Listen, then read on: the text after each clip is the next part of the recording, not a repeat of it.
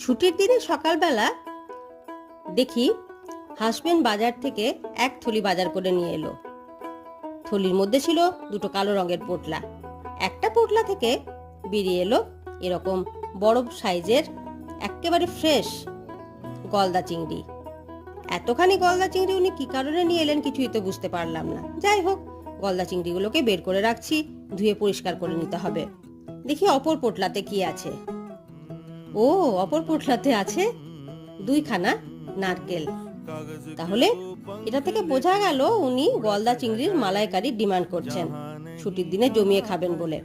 যাই হোক, নারকেল কুড়িয়ে সুন্দরভাবে গলদা চিংড়ির মালাইকারি বানিয়ে ফেললাম। সকলে একেবারে চেটেপুটে খেয়ে নিল। গলদা চিংড়ির মালাইকারি রেসিপি পেতে হলে আমার চ্যানেল সার্চ করে দেখুন। আইডিয়াটা কিন্তু খুব ভালো ছিল, তাই না? বৃষ্টির দিনে দুপুরের লাঞ্চ